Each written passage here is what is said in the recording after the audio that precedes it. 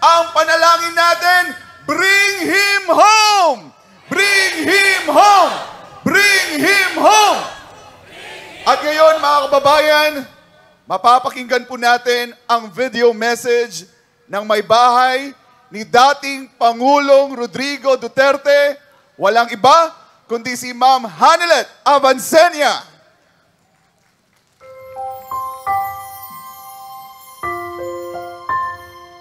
Message ko sa Pilipino, kabalo mangod ko, alam ko ba how he took his oath seriously. Gihimo niya ang tanan para sa Pilipino. Gusto niya may maayos na buhay ang bawat Pilipino. Gi-make sure niya na ang mga tao maka-avail. Gi-make sure niya na ang mga tao maka-avail sa medical assistance when he was president. Gi-make sure niya na before mulanding ang bagyo, naana siya dito, mag-una na siya dito. Katong sa Marawi, gi-make sure niya mawala ang kagubot. Even sa iyang katigulangon, naningkamot yun siya, katong siya naglingkod na presidente.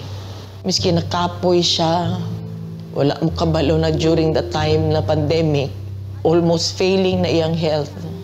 Pero gusto gito niya mag-cabinet meeting pa rin. He does not care kung magka-COVID siya. He doesn't deserve this kind of treatment. Di naman gani, gusto na siya mo trabaho. Di na gusto mo dagan ang papolitika.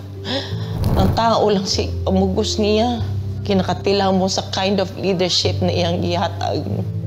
You may find his mouth very foul. Masulti siya o kuan. Igo naman siya mangisog. I remember that time na giingnan ako ayuhan ng Pasig River. Giingnan ako na siya. Dali raman na pag-isog-isog lang man ka. Maura man na iya ha. Ang isog-isog niya na iresulta. Maayong taglag inabuso na siya during sa iyang presidency. Wala nag-abuso. Wala ngawat. Nagpakumbaba siya, miski presidente na siya. Makita niyo mo siya matratong tao. Naluhoy ko kay pagkaon alang ng tani ang gusto. Dili na siya materialistic. He doesn't care kung naa siya'y kwarta o wala. He doesn't care kung unsa iya ang isuot. Daan.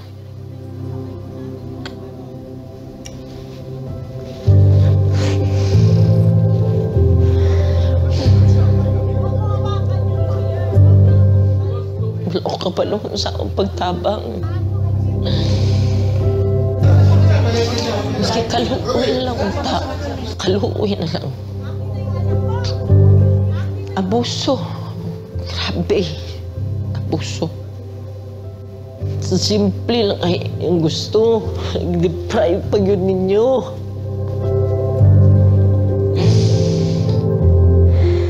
Simple lang kayang gustuhan na. I-deprive, miski gipatay na unta ni mo siya. Dito. Kidnap ninyo. Mag-80 years old na guna siya. Kabalo mo ko sa iyang health. Wala tanan. Wala gani medisina. Kagikan mi sa Hong Kong.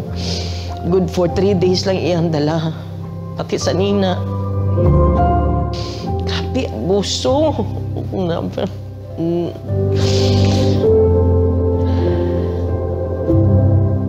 Grabe. Wala man na siya ni trigger o pusil, miski isa. Wala man na siya gi-pusil. Wala man na siya gidunggab. Ilang accusations, 9 kabuo. Asa man ang 9. Wala maganin niya magkiti. Siguro ng 9 na gina-accuse siya. How gani, grabe gani, gulong na nilang gibulhot na nila diri sa Pilipinas na iyang natawan.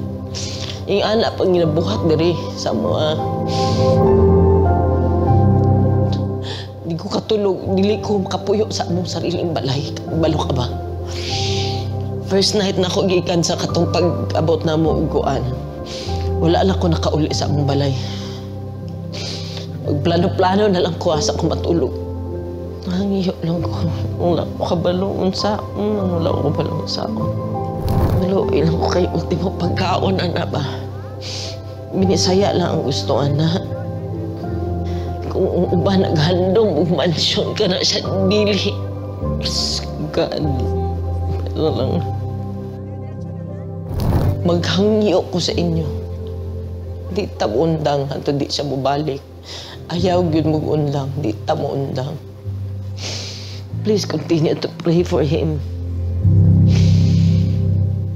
And for us, nga maunsa na mo ni. Tabang, Pilipino, tabang.